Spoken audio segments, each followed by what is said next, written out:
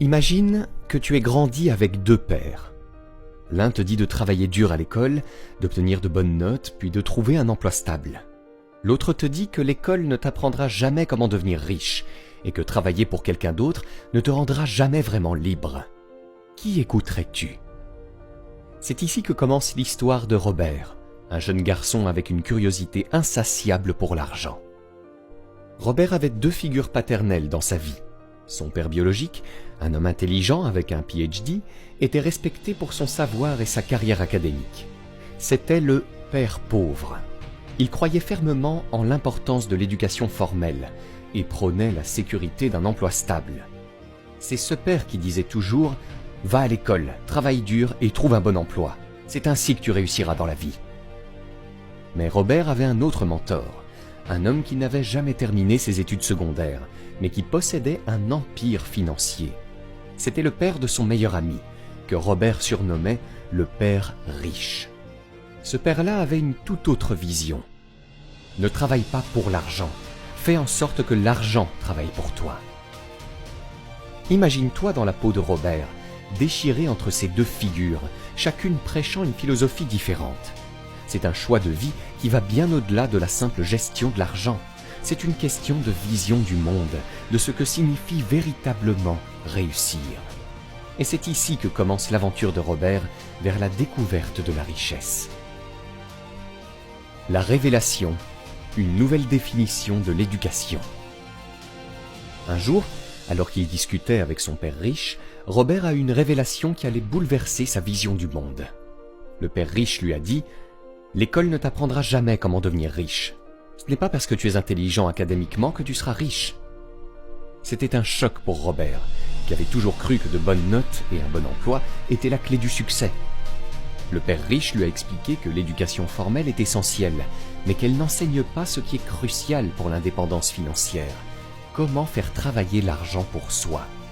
Et là, Robert a compris que s'il voulait sortir de la course des rats, ce cycle interminable de travail, de paix, de dépenses et de dettes, il devait apprendre à penser différemment. Imagine-toi à la place de Robert, en train de réaliser que tout ce que tu as appris jusqu'ici pourrait ne pas être suffisant pour atteindre la liberté financière. C'est un moment de basculement, où tu commences à voir le monde sous un nouvel angle, un angle que peu de gens comprennent vraiment. Le défi des actifs et des passifs, une nouvelle carte au trésor. À mesure que Robert passait plus de temps avec son père riche, il découvrait des secrets que personne ne lui avait jamais révélés. L'un des plus grands secrets était la différence entre un actif et un passif. Le père riche a demandé à Robert « Sais-tu ce qu'est un actif ?» Robert, comme beaucoup d'entre nous, pensait savoir, mais la réponse du père riche l'a surpris. Un actif, c'est quelque chose qui met de l'argent dans ta poche. Un passif, c'est quelque chose qui t'en retire. Cette simple distinction allait changer la vie de Robert à jamais. Il réalisa que ce n'était pas combien d'argent tu gagnes, mais comment tu l'investis qui fait toute la différence. Il comprit aussi que beaucoup de gens passent leur vie à accumuler des passifs en croyant qu'ils acquièrent des actifs, comme leur maison, qui en réalité leur coûte de l'argent plutôt que de leur en rapporter. Tu peux presque voir Robert prenant des notes frénétiquement, réalisant que tout ce qu'il pensait savoir sur l'argent était faux. C'est un moment d'illumination, comme trouver une carte au trésor qui te montre où sont cachées les véritables richesses, non pas dans les objets matériels, mais dans les investissements qui te rapportent de l'argent. Le début de l'entrepreneuriat, la clé de la liberté. Robert avait toujours admiré son père riche, non seulement pour sa richesse, mais pour la manière dont il la gérait.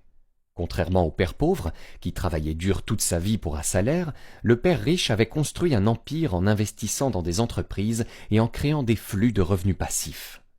C'est ainsi que Robert a commencé à comprendre l'importance de l'entrepreneuriat. Le père riche lui a dit « Ne cherche pas un bon travail, crée-en un.